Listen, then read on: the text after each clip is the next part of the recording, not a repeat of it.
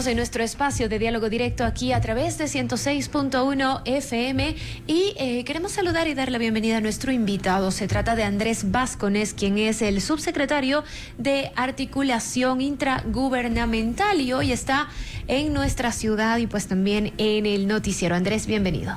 Un saludo, Gaby, muchas gracias por recibirme. Un caluroso saludo también de parte del ministro de Gobierno, Miquel Esensi Cotugui y Casa, y por supuesto del presidente de la República, Daniel Noboa Asín. Cuéntenos un poquito acerca de lo que hace esta secretaría, esta labor que también se viene desempeñando en las comunidades. La Subsecretaría de Articulación Intragubernamental trabaja de manera cercana con las zonas de influencia de proyectos estratégicos. Por ello, tenemos muchas conversaciones y diálogos con sectores como pueblos y nacionalidades, comunidades, asociaciones, que tienen algún tipo de influencia directa o indirecta de este tipo de proyectos. Qué importante, ¿no? Tener ese conocimiento de lo que se realiza desde cada una de las secretarías del Estado y cómo, pues, a través de ellas se puede fortalecer y se puede también conocer las necesidades que tienen las mayorías. ¿Cuál es el trabajo que ustedes han venido haciendo, Andrés, con las diferentes comunidades y mucho más puntualmente en el austro del país? Por supuesto, como Ministerio de Gobierno hemos tenido muchos acercamientos exitosos. Por ejemplo, el día de ayer cerramos la cuarta mesa con transportistas. Gremio estaba, por ejemplo, los representantes de FENACOTIF, FENACOTRALI, de turismo, buses escolares, y para dar la oportunidad de abrir un nuevo crédito a través de Ban Ecuador. Entonces, este sector de transporte que pide, por ejemplo, el tema de seguridad, el tema de normativa, el tema de compensaciones, es muy importante porque nos permite a nosotros como gobierno estar cercano a este tipo de gremios. Además, conversamos, por ejemplo, con otros gremios como lo es Confiemiae, como lo es FENOCIN y gremios en todo el país que representan tanto a campesinos, agricultores, pueblos y nacionalidades. Específicamente en el Austro he venido a trabajar en conjunto con el Ministerio de Energía y Minas para socializar y para dialogar acerca de todos los procesos que tenemos que dar en función del cumplimiento de la sentencia que se dio en el año 2022 en el tema de Loma Larga, aquí en la provincia de Azuay. Este quizá es uno de los temas que más suenan, ¿no? Acá en el Azuay, y quisiéramos saber cómo avanza ese proceso. Sabemos que hay personas que no están a favor del proyecto minero en Loma Larga, que no son una mayoría, pero que existen y que justamente, pues, quizá por eso se da un poquito este conflicto. Por supuesto. Hay que entender que el tema de Loma Larga responde a una sentencia judicial que fue emitida hace más de 2 años. Es decir, nosotros como Ministerio de Gobierno solo queremos verificar que se dé cumplimiento a la sentencia, que es el derecho que tienen las personas de participar en este tema de consulta previa, libre e informada, y también los 3 otros elementos que te dice la sentencia, que es un informe donde se garantice el tema de la flora y fauna, un informe hídrico que está a cargo de la empresa Etapa, empresa municipal de agua, y por otro lado el tema de la consulta ambiental. Nosotros como gobierno lo único que queremos es dar cumplimiento a esta sentencia. Sabemos que existe oposición, nosotros no queremos ser embajadores de nadie, solo queremos revisar que se dé cumplimiento a este tema. Muy importante aclarar, ¿no?, cuál es esa postura y esa finalidad también desde el gobierno. ¿Qué dice la sentencia y cuál es ese afán pues que se tiene, ¿no? Como nos decía usted, simplemente de hacerla cumplir, de hacerla respetar, pero ¿de qué puntualmente podemos referirnos, Andrés? Puntualmente la sentencia te da 4 elementos que he detallado anteriormente, pero me encantaría poderlos explicar de mejor forma. En primer lugar, se tiene que ver cuál es el estado de la flora y fauna en la parroquia y en la zona de influencia directa e indirecta de este proyecto estratégico que está llevado a cabo por Dundee Precious Metals. En segundo lugar, tenemos que llevar el informe de recursos hídricos, que, como digo, en coordinación con el MATE, se tiene que hacer con la empresa Etapa del municipio de Cuenca. Con esos 2 informes también se tiene que realizar, en tercer lugar, el tema de la consulta ambiental, que lo debe realizar el Ministerio de Ambiente, Agua y Transición Ecológica. Y finalmente la consulta previa, libre e informada, que es un diálogo con las comunidades en la zona de influencia directa del proyecto, para socializar cuáles son las posibles afectaciones positivas, negativas, cuáles son la verdad atrás de todo lo que se va a dar, para que la gente no se sienta afectada y que realmente se hable desde la perspectiva técnica de cuáles las posibilidades de un proyecto de esta envergadura. Uh-huh. Y estos análisis se han ido haciendo, se tiene quizá el conocimiento claro de lo que realiza la empresa, de lo que no realiza, porque también tenemos antecedentes, ¿no? Por ejemplo, con el proyecto Río Blanco, que se lo cerró, que prácticamente ya no continuó con la empresa minera, pero que esto ha abierto muchísimas posibilidades a esta minería ilegal, incluso con grupos delictivos que la gente en el sector ahora denuncia y que siente muchísima preocupación al respecto. A ver, mi querida Gaby, yo sin ser embajador de ningún tipo de minería ni de ninguna empresa, sí te digo que la minería legal es la mejor arma que nosotros tendremos para luchar en contra de la minería ilegal. Por ejemplo, ¿quiénes son quienes financian o quienes están atrás del tema de los grupos antimineros? Son justamente los GDOs que quieren que predomine en los espacios de concesiones donde las empresas legales no puedan hacer bien las cosas, reportar cuáles son los ingresos, las exportaciones, pagar las regalías del Estado, porque así los GDOs tienen control territorial sobre estos espacios. Entonces, el tema de la minería legal simplemente es positivo para todos, tanto para el Estado, porque te paga regalías, pero también para las comunidades. Hay proyectos, por ejemplo, como Lundin Gold en Zamora Chinchipe, que ha transformado la provincia y que ha dado increíblemente un número gigante de plazas de trabajo. Lo mismo en los otros proyectos, como el que se acaba de aprobar, que va a invertirse más de 4.000 millones en Imbabura, el proyecto Cascabel. Entonces nosotros queremos fomentar el tema de la minería responsable con el medio ambiente, sabiendo que los recursos hídricos se van a mantener con su soberanía, que así se merece la gente, los ciudadanos en las zonas de influencia directa e indirecta, pero también saber que la minería legal es la mayor herramienta que nosotros tendremos para luchar en contra de estos GDOs, porque hay muchas veces que el Estado no tiene las posibilidades de ir, por ejemplo, con lo que está pasando en Ponce Enríquez, cómo nosotros luchamos y con todas las muertes que tenemos ahí. Lo que hay que hacer es legalizar empresas y hacer que la minería se haga de la manera correcta. Es muy claro este mensaje, ¿no? Como dice usted, más allá de ser voceros de ninguna empresa, creo que pues la realidad es bastante clara, que existen los antecedentes como para tomar estas temáticas y dar estos criterios. Cuéntenos, Andrés, qué otros acercamientos han existido con las comunidades en territorio, qué más es pues justamente de preocupación de esta Secretaría de Gobierno, y una vez que se conoce cada una de estas necesidades o de estos pedidos, ¿cómo se continúa, cómo se actúa después? Por supuesto. El Ministerio de Gobierno siempre está abierta a diálogos. Nosotros hemos conversado con personas de casi las 24 provincias en las 5 subsecretarías que conforman el Ministerio de Gobierno, y estamos muy contentos porque la gente nos recibe, nos comenta cuáles son las necesidades. Nos reunimos, por ejemplo, con los GATS parroquiales, municipales, las prefecturas, nos pueden evidenciar: aquí necesitamos una ambulancia, aquí necesitamos un mantenimiento de la vía estatal, acá necesitamos esto. Por supuesto que las necesidades son casi infinitas y los recursos son finitos, pero poco a poco el gobierno resuelve, da solución, la gente se da cuenta, y por eso es que la aprobación del gobierno está tan bien, porque la gente se da cuenta que somos funcionarios que estamos comprometidos con dar soluciones, no traer problemas, no traer politiquería, simplemente escuchar cuál es la necesidad de la gente en territorio y conversando simplemente con cada uno de los representantes. Por ejemplo, las organizaciones sociales, como decía Fenocin, requieren algunos temas, por ejemplo, con el Ministerio de Agricultura para kits alimenticios. El gremio de transportistas, como digo, requiere temas que ya conversamos antes acerca de las mesas de diálogo que se habían aperturado, y en general son todas necesidades muy legítimas que nosotros tenemos que articular y tenemos la obligación como servidores públicos de hacerlo.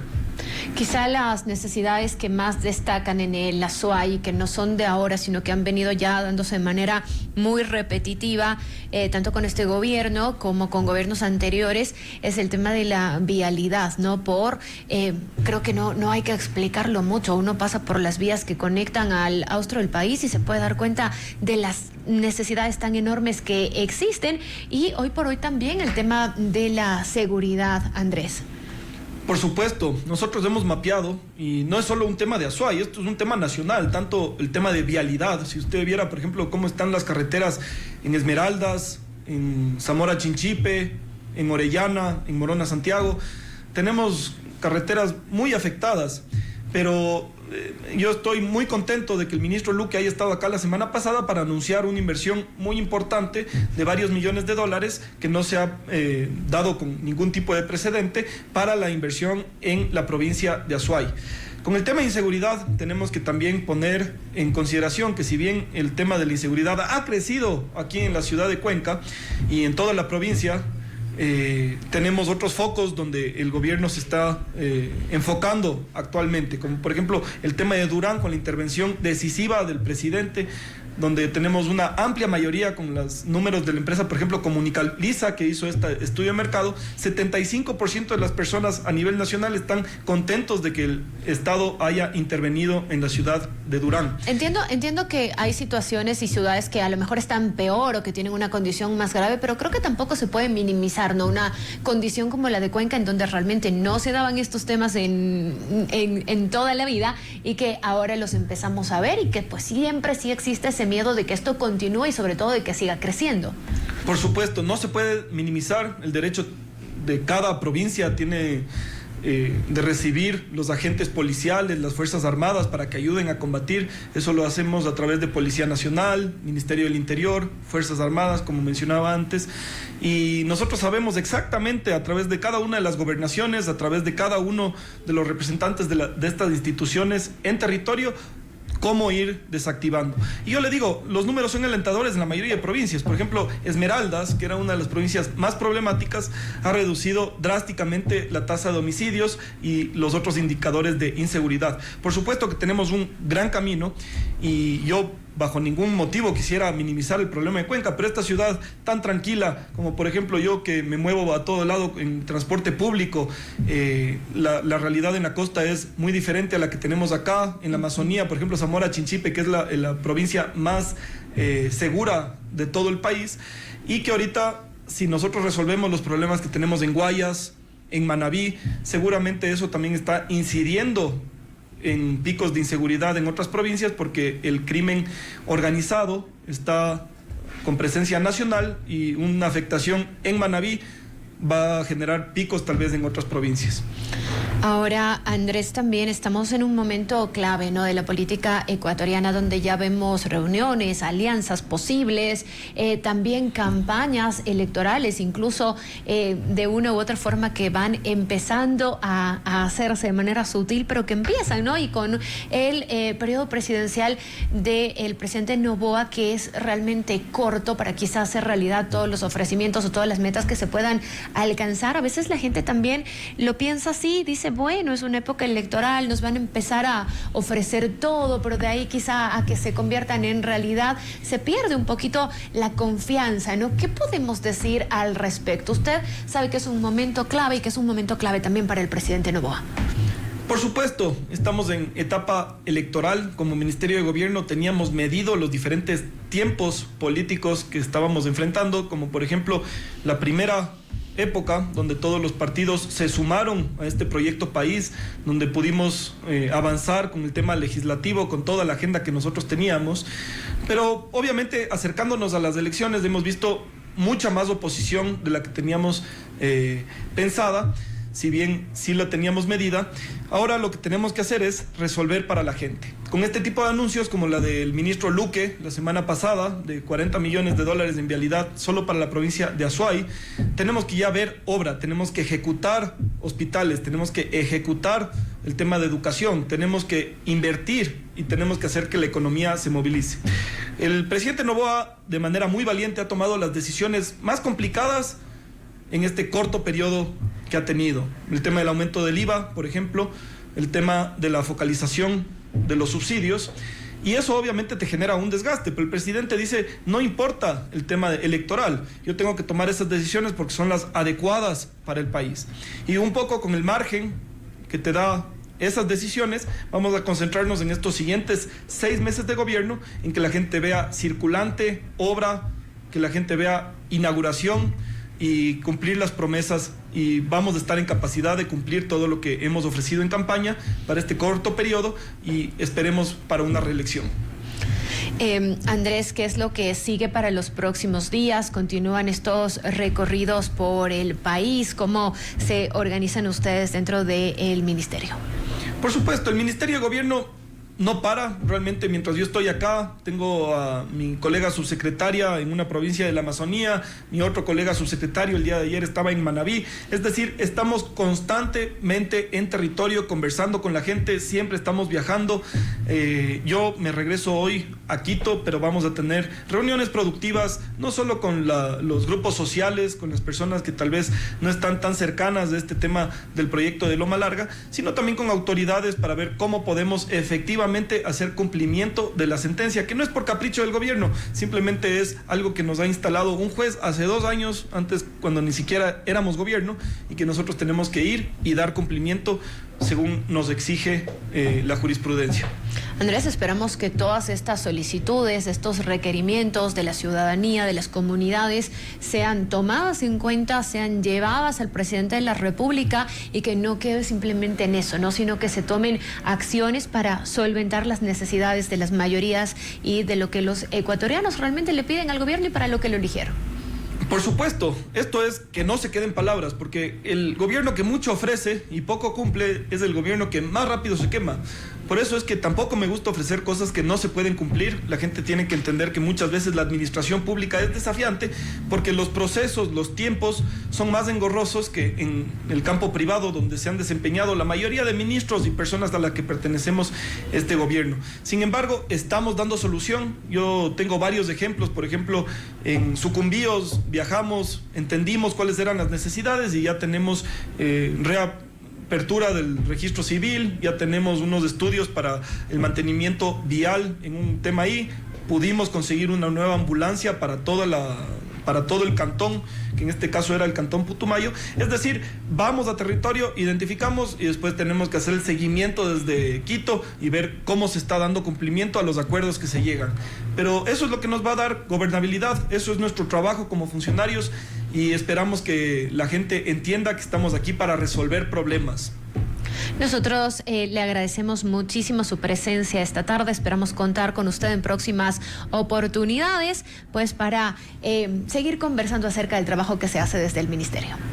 Muchísimas gracias, Gabriela, por su amable invitación. Para mí es muy bonito venir a Cuenca, es una ciudad espectacular, me encanta meterme en el tranvía, ir a comer en el Parque Calderón. Realmente me siento muy honrado de estar aquí en su ciudad y en su programa. Nosotros finalizamos de esta manera el espacio de entrevista aquí en Visión. Hoy conversando con el subsecretario de Articulación Intragubernamental, Andrés Vázquez. Vamos en este momento a una pausa, enseguida volvemos.